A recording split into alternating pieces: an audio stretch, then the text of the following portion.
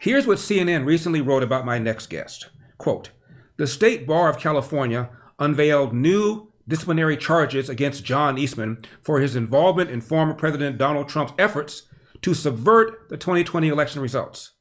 The State Bar's trial counsel is bringing 11 counts against Eastman, accusing him of violating a variety of attorney ethics rules in multiple episodes, court cases, and other conduct. CNN continues, among the gambits the new disciplinary proceedings are targeting is Eastman court filings submitted in Georgia and with the Supreme Court, and the pressure campaign on then VP Mike Pence to disrupt Congress's certification and Eastman's promotion of false election fraud claims. The charges say he violated ethics rules by pushing voter fraud claims in litigation, in public statements, and in other aspects of his legal work that he knew or was grossly negligent in not knowing were false, end of quote. CNN also said he is accused of relying on legal theories he knew or should have known were fundamentally flawed to argue Pence could interfere with Congress's certification of the 2020 results, end of quote. Now, as for his representation of Trump, his client, here's what Wikipedia says, quote, Eastman incorrectly told VP Mike Pence in an Oval Office meeting on January 5, 2021, that Pence had the constitutional authority to block the certification. Pence did not accept Eastman's argument. Eastman also sent to Republican Senator Mike Lee a 6-point plan of action for Pence to throw out the electors from 7 states to keep Trump in power, which Lee rejected, end of quote. Now, I'm a lawyer, according to the canons of ethics, zealously represent your client within the bounds of the law. Johnny Cochran and the so-called Dream Team in defending O.J. Simpson made a number of claims, including but not limited to Detective Mark Furman had a glove in his sock that he planned to implicate Simpson. No evidence. Drug dealers gave Nicole Brown Simpson and Ronald Goldman a Colombian necktie, slashing their throats as some kind of warning. No evidence. That the police planted evidence to implicate Simpson. No evidence. Yet the bar brought no charges against Cochran for floating theories with no basis in fact. Cochran was doing his job as a defense lawyer. As far as I'm concerned, in the case of Donald Trump, Eastman, as an advocate, made legal arguments, offered legal theories. Whether the arguments or theories failed to carry the day or were rejected by the courts or by some of those to whom he offered his advice and opinions is entirely beside the point. John Eastman is a former professor and dean at Chapman University School of Law. He ran as a Republican for U.S. Congressional House seat and for AG here in California. He was a law clerk for Supreme Court Justice Clarence Thomas. John, thank you so much for coming on. I'm not going to pretend to be unbiased because I've known you for a long time and I have tremendous respect for you. But again, as far as I'm concerned, as you heard, you faced an uphill battle. You did the best you could for your very passionate and very determined client who felt he was wrong, and I believe with some justification. You did your job as an advocate. John, what am I missing? Well, I don't think you're missing anything except for one thing. Unlike Johnny Cochran and others, the things I said in the litigation and my public statements were all true. State election officials did violate state laws in the conduct of the election.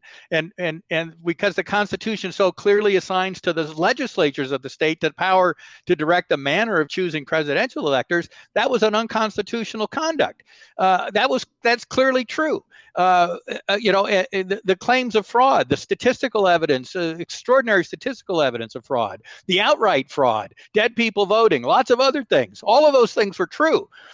So it's no longer even making plausible arguments. It's making true arguments that go against what the government has decided is the truth of the matter, and how dare we question them? This is the world in which we find ourselves now. It's amazing. John, as you know, the election outcome is altered with 30 or 40,000 votes in about 3 states. And just let's take 3 of them. Pennsylvania, where they used COVID to change all sorts of rules and regulations. You got 2 left-wing lawyers, Alan Dershowitz and Jonathan Turley, both of whom thought, A, the Supreme Court would take up Donald Trump's challenge in Pennsylvania, and B, that Donald Trump would win it. Neither of that happened, but both of these are people that are respected lawyers, and they're lefties.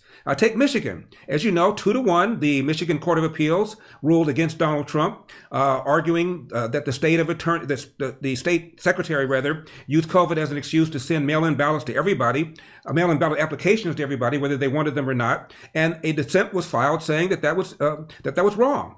And then the Wisconsin Supreme Court, 4-3, the Supreme Court of Wisconsin filed a dissent where she argued all these drop boxes that were insecure, placed all around areas where there were Democrat votes, was wrong. And now going forward, the Supreme Court in Wisconsin ruled they will not be using these drop boxes. So these are credible arguments. Donald Trump lost them in court, but they're not fallacious Colombian neckties, flying DNA stuff that was going on in the O.J. Simpson case. Again, what am I missing, John?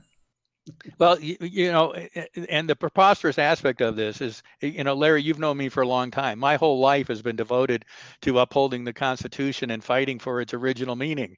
And the first charge that the bar investigators brought against me is that I violated my oath to uphold the Constitution. I mean, it is preposterous. You're not missing anything. This is an egregiously political hack job brought by organizations whose stated mission is to prevent conservative lawyers from representing conservative clients so that we don't have election challenges from that side of the political aisle ever again.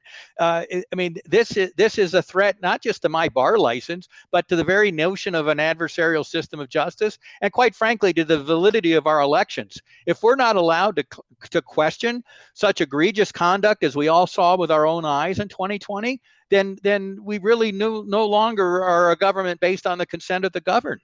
I have a friend, I should say former friend. He was one of my closest friends, John.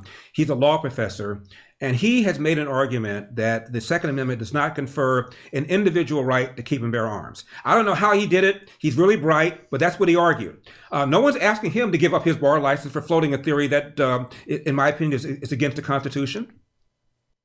Well, no. And, you look back to some of the great legal giants of our history. I mean, Thurgood Marshall, who spent decades arguing against the Supreme Court's controlling precedent of separate but equal. He finally prevailed in Brown versus Board of Education. But those arguments were not valid under existing law or existing precedent at the time, and yet he pressed them because it was important. My arguments aren't foreclosed by existing precedent. The issue of the role of the vice president as opposed to Congress in deciding contested electoral slates is one that remains open. There's historical precedent by a number of presidents, John Adams, Thomas Jefferson, Richard Nixon, who exercised that authority without Congress. In fact, if you look at the founding documents, they were much more concerned about Congress having a definitive role in the choosing of the president, because that would make the president subservient to the Congress. It's why they created the Electoral College and why they have the state legislatures and the vice president have the deciding roles rather than Congress itself. So these are not only not frivolous arguments, they're well grounded. Even if at the end of the day I would lose if the court would take it up, right. They're certainly well grounded in historical precedent, scholarly research, and legislative history. Wait a second. This is a part of the show where the great Eldersky holds up a pair of brown MyPillow My Slippers. That's the time, and they come in different colors, and they come in different styles. So if for whatever reason you don't like this style, there is an alternative. Just call that number on your screen or go to MyPillow.com, promo code ELDER. And this, of course, is the product that started it all, the MyPillow, or am I being redundant? Now there's a MyPillow 2.0. You've never slept on anything more comfortable. Call the number on your screen or go to MyPillow.com, promo code ELDER. And here is the 6-pack. Notice it says towels that work, meaning they absorb the water. Isn't that what a towel is supposed to do? They come in different colors. Call the number on your screen. By the way, there are over 600 MyPillow products. And don't forget, MyPillow.com, promo code ELDER. Finally, this is the Giza Dream Bedsheet. Giza is an area in Egypt where the finest cotton is grown. Mike scoured the world to find the best cotton, and that's where he found it. These come in different colors. Mine, of course, is white because I am the black face of white supremacy, but you're not. You may want a different color. Also, they come in different sizes because beds come in different sizes. Again, over 100 products. Call the number on your screen or go to MyPillow.com, promo code ELDER. That's MyPillow.com, promo code ELDER. John, did you make an argument about the suppression of the Hunter Biden laptop story and about the $400 million that Mark Zuckerberg spent to get out the Democrat vote? Well, we didn't talk about the Hunter Biden laptop, but of course the Zuckerberg money was front and center in much of the Wisconsin and Pennsylvania and Georgia election litigation. In fact, the independent investigator hired by the legislature in Wisconsin determined that Zuckerberg money was a bribe going to county election officials in heavily Democrat counties to essentially manage a get out the vote effort for Biden's campaign, and therefore was illegal, and that the Constitution's rules that were violated in the process made the election invalid. You know, I wonder what they would have done to the lawyer who represented his client in To Kill a Mockingbird, Atticus Finch.